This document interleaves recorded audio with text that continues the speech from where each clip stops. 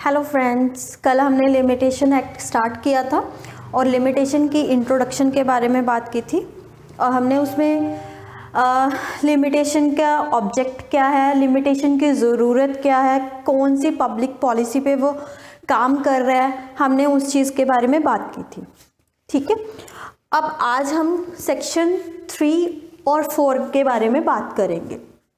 Section 3 कि 3 clause 1 क्या कह रहा है कि एवरी सूट इंस्टीट्यूटेड और अपील प्रेफर्ड और application made after the prescribed period shall be dismissed.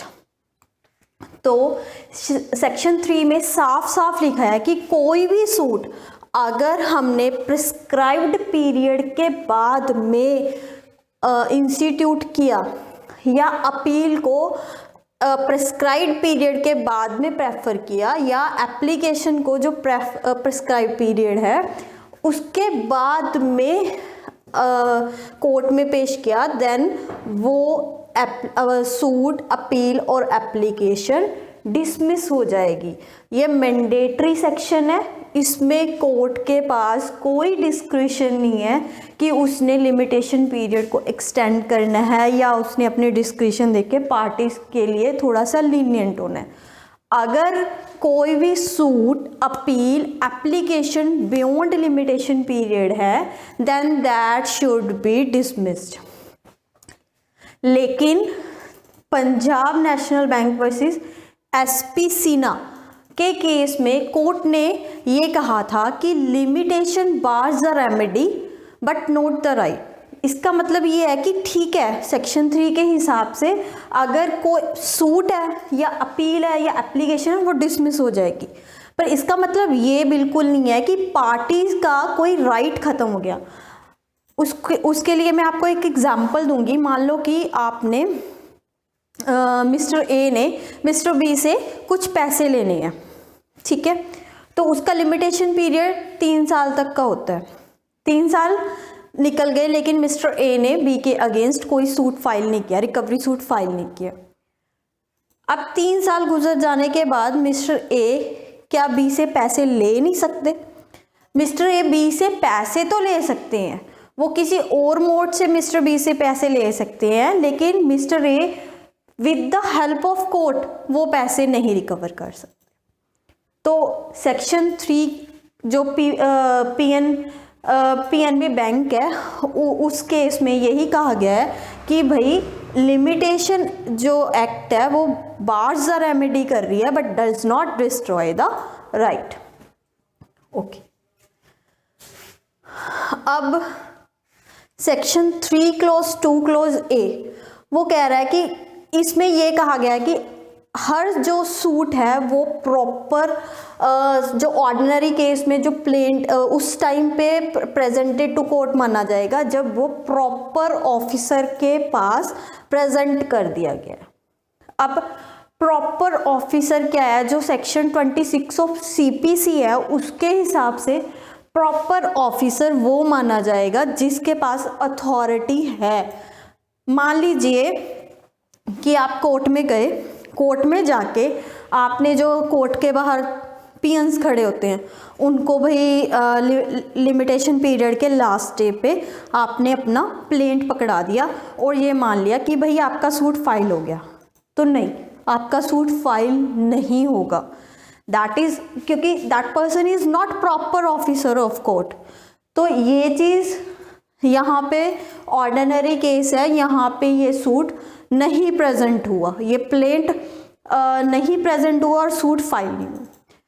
Plaint कब प्रेजेंट होता है? जैसे आप या तो प्रॉपर ऑफिसर कोर्ट्स को दी हुई होती है, जजेस को दी होती है अथॉरिटी, या फिर जो फाइलिंग सेक्शन है जिसमें अगर आपने सूट फाइल करना है आप प्लेंट उनको पकड़ा के आते हो, जैसे अहमद्स होते हैं, अगर उनको पकड़ाए तो फिर वो अगर उनको कोर्ट ने अथॉरिटी दी हुई है कि वो प्लेंट को पकड़ सकते हैं देन आपका केस माना जाएगा कि आपने प्रॉपर ऑफिसर के पास प्लेंट को प्रेजेंट कर दिया। इट मीन्स आपका सूट फाइल हो गया। ठीक है, एंड सेकंड है कि पॉपर के केस में क्या होता है? पॉपर कौन होता है? पॉपर वो बंदा होता है जो कि मतलब जिसको हम दिवालिया कहते हैं, जो अपने डेट्स को पे नहीं कर पा रहा है। देन उस केस में अगर देखो जो बंदा पॉपर है वो कोर्ट फी भी नहीं पे कर पाएगा, तो उसके केस में हम किस दिन मानेंगे कि भाई उसने सूट फाइल कब किया है? जब उसने अपनी एप्लीकेशन उसने कोर्ट से परमिशन मांगी है कि भाई मुझे एज अ पॉपर सू करने की परमिशन दो। जिस दिन उसने इस पॉपर की एप्लीकेशन को लगा दिया, हमने उसी दिन से मान लिया कि भाई उसने अपना सूट फाइल कर दिया।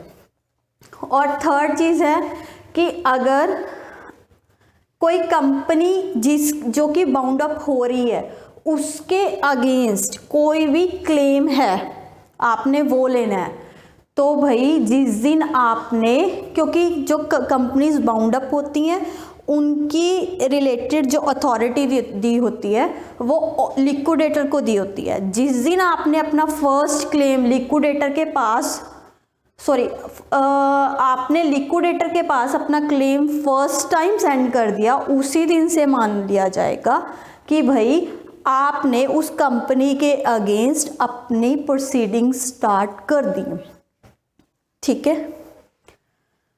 सेक्शन 3 क्लोज बी में ये दो चीज़ें बताई गई हैं।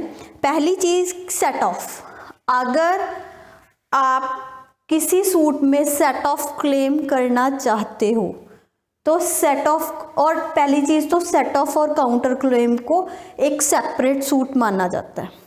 ठीक है। अगर आप सेट ऑफ क्लेम करना चाहते हो तो सेट ऑफ आपके पास सेट ऑफ करने का राइट उस दिन अवेलेबल होना चाहिए जिस दिन प्लेंट फर्स्ट टाइम कोर्ट में प्रेजेंट हुआ है। ठीक है। तो ये बैक डेट से रिलेट करता है। और अगर आपने काउंटर क्लेम फाइल करना है तो जिस दिन रिटर्न स्टेटमेंट फाइल हुई है उस दिन तक आपके पास वो राइट होना चाहिए। तो ये चीज़ें थी सेक्शन 3 के बारे में। सेक्शन 3 एक मतलब मैंडेटरी सेक्शन है, कोर्ट इसकी प्रोविजंस के बाहर नहीं जा सकती। इसमें कोर्ट के पास एक स्पेशल, अगर पार्टीज नहीं भी क्लेम करती, मान लो कि डिफेंडेंट ने अपने जो रिटर्न स्टेटमेंट है या अपने डिफेंस में लिमिटेशन को क्लेम ही नहीं किया कि भाई ये बार ऑफ लिमिटेशन है, then also it is duty of court कि अगर कोई भी सूट अपील या एप्लीकेशन प्रिस्क्राइब्ड पीरियड के बाद में जा रही है, that should be dismissed by court itself. Next है सेक्शन 4। सेक्शन 4 क्या कह रहा है? सेक्शन 4 इस चीज़ पे काम कर रहा है कि मान लो अगर हमने लास्ट डे कोर्ट में लास्ट डे हमने सूट फाइल करने जा रहे हैं और उस दिन कोर्ट किसी कारण से बंद है, तो भाई उसका जो नुकसान है वो पार्टी को उठाना पड़ेगा या पार्टी को उस चीज़ की कोई रिलीफ मिलेगी। तो सेक्शन 4 बेसिकली दो मैक्सिम्स पे काम करता है, लेक्स नॉट कोगिट एंड इम्पॉसिबिलिया, जिसका मतलब ये है कि law does not compel a man to do that which he can not possibly perform, and secondly acts क्यूरे minimum ग्रेविट that is an act of the court shall not prejudice any party. पहली चीज़, law किसी को भी वो काम करने के लिए मजबूर नहीं कर सकता जो वो पॉसिबली परफॉर्म कर ही नहीं सकता। और दूसरी चीज़ कि अगर लॉ की वजह से या कोर्ट के अपने एक्ट की वजह से किसी भी पार्टी को कोई नुकसान नहीं होना चाहिए। ठीक है। तो सेक्शन 4 क्या कह रहा है कि किसी भी सूट, अपील या एप्लीकेशन का प्रिस्क्राइब्ड पीरियड उस दिन एक्सपायर हो रहा है जिस दिन कोर्ट बंद है, तो उस सूट, अपील और एप्लीकेशन को हम किस दिन कोर्ट में फाइल कर सकते हैं? इंस्टीट्यूट कर सकते हैं, प्रेफर कर सकते हैं या मेड कर सकते हैं जिस दिन कोर्ट दोबारा से रीओपन होएगी। मान लो कि हमने एक सूट फाइल करना है जिसके लिए हमें 3 साल लिमिटेशन पीरियड था। 3 साल के हम बिल्कुल लास्ट डे पे सूट फाइल करना चाह रहे हैं और जिस दिन लास्ट डे बन रहा है लिमिटेशन प्रिस्क्राइब पीरियड के हिसाब से उस दिन संडे है, तो क्या हमें हम बियॉन्ड लिमिटेशन पीरियड चले गए या हमें एक दिन और मिलेगा? तो सेक्शन 4 के हिसाब से संडे को कोर्ट क्लोज है, मंडे को कोर्ट रीओपन होएगी, तो जिस दिन कोर्ट रीओपन होएगी वो डे हमारा लास्ट डे ऑफ लिमिटेशन माना जाएगा।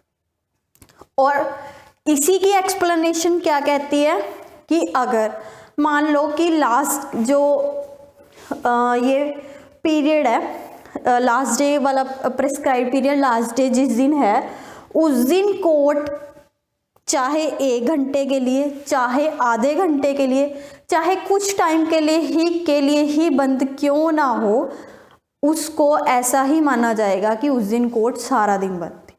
तो अगर कोर्ट की वर्किंग लास्ट डे पे, लास्ट प्रिस्क्राइब्ड डे पे कुछ टाइम के लिए भी क्लोज है तो वो सारा दिन कंसीडर किया जाएगा कि वो सारा दिन बंद थी। तो सेक्शन 3 और 4 आज हमने डिस्कस कर लिया। कल हम सेक्शन 5, 6, 7 एंड 8 पे काम करेंगे। Thank you.